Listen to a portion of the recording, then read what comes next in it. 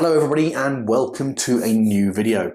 Today we're going to be taking a look at a watch from the brand Baltany, and in particular their 1921 model. Now the 1921 model is a homage to a watch produced by Vacheron Constantin and is quite unique in so much as you have a crown at around about the 1 o'clock position. Yep, that's right, the 1 o'clock position.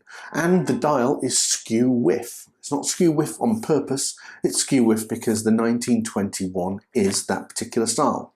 So a very unique watch in my opinion, and something that you're either going to love or you're going to hate. Personally speaking, I don't think it's my kind of thing, but I do appreciate the uniqueness of it and certainly the styling that it has. Again, the Vacheron Constantin, of which this is a homage to, is a watch that sets you back around about $67,000, whereas this watch from Baltany is going to cost you in the ballpark region of around about 150, 170 US dollars. So without further ado, we're going to turn the camera around and take a look at the watch in further detail. But before we do that, if you do like the content, please do consider subscribing. It really helps the channel out. It costs you nothing and it only takes a second to do. So with that being said, let's not waste any more time and get stuck into this watch.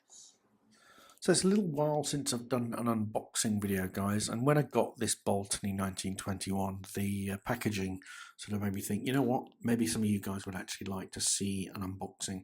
If you do like unboxings, then please do let me know in the comment section and I will try and do more of them. But yeah, as you can see, you've got that nice grey cardboard outer box with the gold writing, and then you have this pleather style pouch that the watch came in. I'm pretty sure it's pleather, so fake leather. I did give it the sniff test, but it's very convincing either way. You get the Baltany branded microfiber cloth, and then this little envelope, which was a bit difficult to get out, but this contains both the warranty card and also the instructions. When I was digging around in here, and to be fair, it wasn't the first time I'd actually gone and looked at this stuff, but there was a little spring bar tool in there as well that I hadn't noticed the first time, which is also Baltany branded.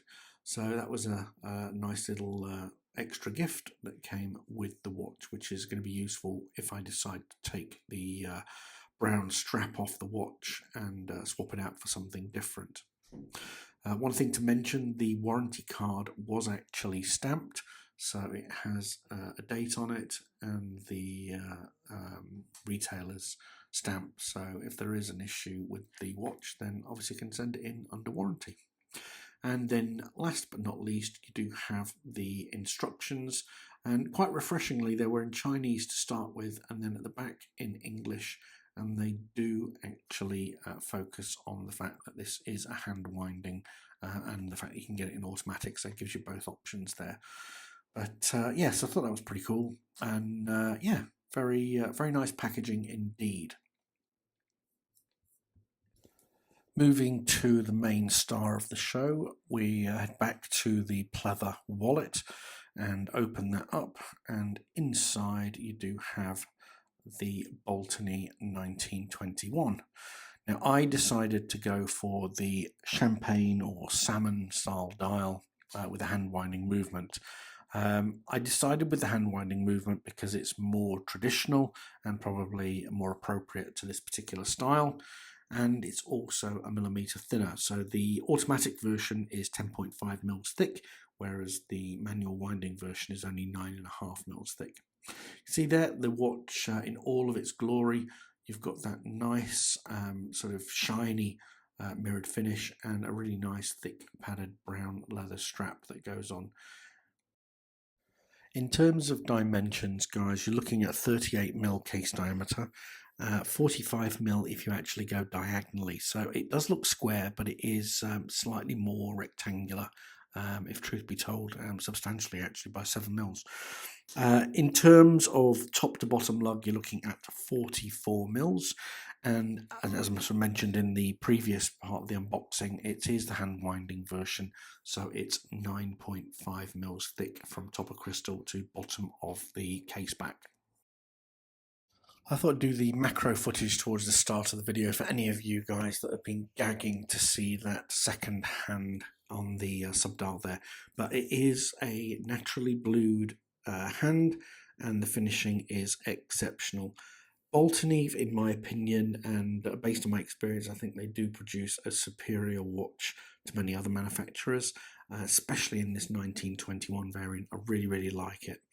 Hand finishing was absolutely fantastic, nice mirrored finishing, and like I say, the sort of circular grading on that subdial was fantastic. I do like the fact that you have these sort of applied hour markers in that vintage sort of font. Just adds to the overall effect of the watch. Again, it is a homage to the VC 1921 American, so you know, it's not original in any way, shape, or form. But I would say this salmon dial variant isn't available on the Vacheron website. So it is slightly different to, I suppose, a white dial, which is a direct homage.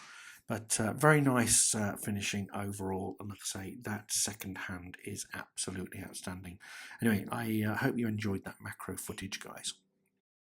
So one of the main features of this watch is that offset crown, and what I mean by that, well, offset crown and dial actually, but what I mean by that is the watch was designed to be worn under the wrist, so that when you flip your wrist around, the time is more easy to read.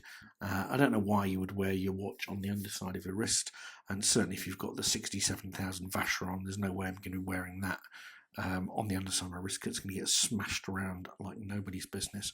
But this watch, like I say, you can wear it on the top of the wrist as per normal, or on the underside, which is the traditional way to wear one, apparently. Truth be told, guys, I did find it a little difficult to read the time or get used to reading the time on this watch, because I'm so used to, you know, the traditional dial style.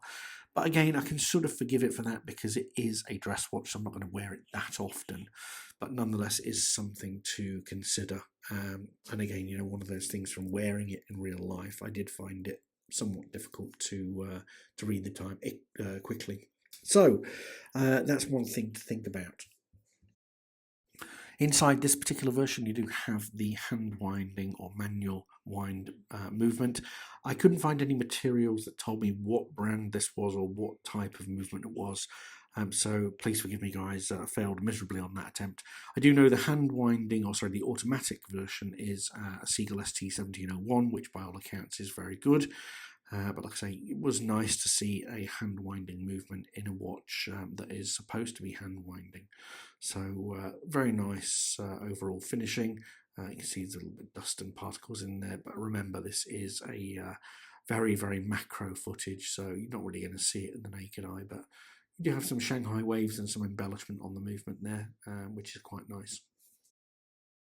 Having a look at the case itself, you do have that polished finish across the board.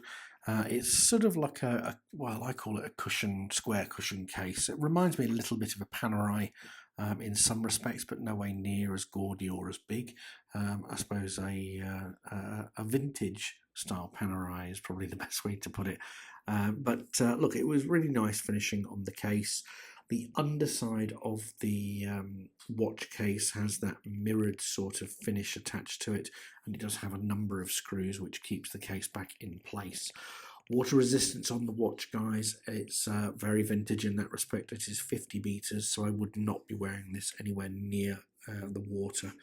It is a dress watch, so probably the most that I would expect is for it to get splashed with a little bit of champagne at your next cocktail party. But finishing on the case, really good, guys, and very nice and blingy with that mirrored finish.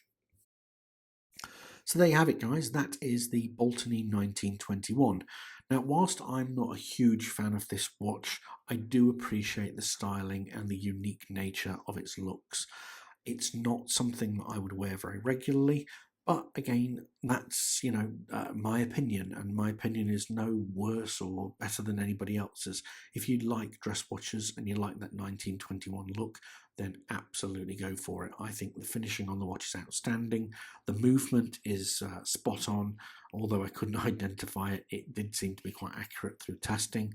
But the watch itself is very nice. I just struggled to read the time. But I'm sure that would come with, you know, more frequent wear than what I had on my wrist. So guys, if you do like a nice vintage watch with a bit of a unique look, then certainly consider the Baltany 1921. I do have a link in the description if you do want to go and take a look at it. And again, fair disclaimer, that is an affiliate link, so the channel does make a little bit of money if you do click on it and make a purchase. With that being said, guys, I hope you've enjoyed the watch video. If you do have any questions, comments, put them in the comment section and I will come back to you when I can. Take care, guys. I'll see you in a new video soon. Bye.